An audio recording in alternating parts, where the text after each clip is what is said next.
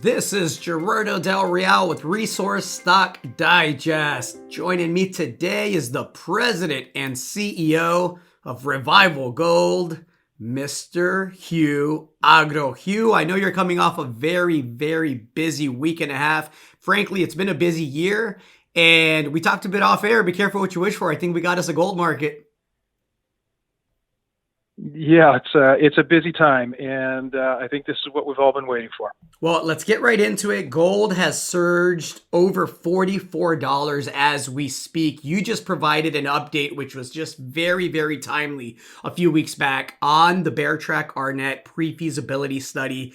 There was a lot in that release that I wanted you to provide some context on, because I know oftentimes when there's a release that's very technical in nature, it can go over people's heads, frankly. And there was so much information in that specific release that I wanted to go a little bit at a time. So one thing that stood out immediately to me was the objective to see average production in the pre-feasibility study at 65,000 to 70,000 ounces of gold per year over a 7 to 9 year mine life. So I thought maybe we could start there, and then let's talk potential upside, because there's a lot of blue sky. Thank you, Gerardo. So as you know, we have one of the biggest discoveries of gold in the U.S. in the past decade, a top gold discovery. And so the question is, how do we slice this cake? And we're starting with this first phase heap leach aspect of the project. As you point out, 65, 70,000 ounces a year of gold. And it's a relatively straightforward restart of the existing infrastructure on the site. And I cannot highlight that enough. This is going to be a relatively straightforward process, so we can get this gold production in this gold cycle, and we're taking all the steps to make that come to fruition. Trade-off studies to be able to optimize what we're doing in terms of the positioning of the leach pads and the crusher stations and so on. Drawing packages so that we get the right bidding for the work components related to the project. Power studies. Of course, we have an existing power line, 69 kV service, but we've got to make sure that we've got the power that's going into the line in the right format and the right sequence. So transformers and all of those sorts of things to upgrade that facility. And then we've got water balancing. I mentioned bid packaging, so we've got the right steps for construction and value and costs estimated, and all of that kind of rolling up into our PFS plan.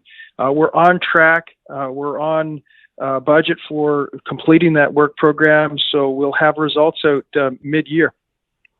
Mid-year, I believe, is going to be the sweet spot for when retail understands that this crisis that we have in the banking system, although right now it's relatively isolated to the smaller regional banks, is likely not going to be the last time that we see financial instability. And I think a lot of people are going to get a really, really timely reminder of why gold belongs in everybody's portfolio. I talked a bit about the blue sky upside with Revival Gold. You mentioned having one of the largest discoveries in North America. The infrastructure is top notch. The management team is top notch. Tell me about the exploration upside, Hugh, because that's pretty significant, despite the fact that you have 4+ million ounces, and I'll speculate there's a good, several million ounces still to be discovered.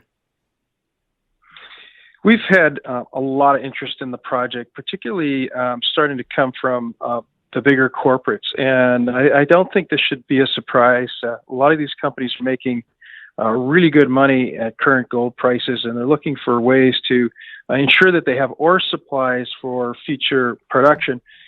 We've talked about this in the past, but there is a shortage of quality gold projects. Bear Track Arnett is turning into one of the more spectacular finds. We ended last year with drill results like 14 meters of 12 grams, 12 meters of 9 grams, 11 meters of 10 grams, 10 meters of 6 grams, in our Joss area at Bear Track. And these are the kind of results that really get folks interested.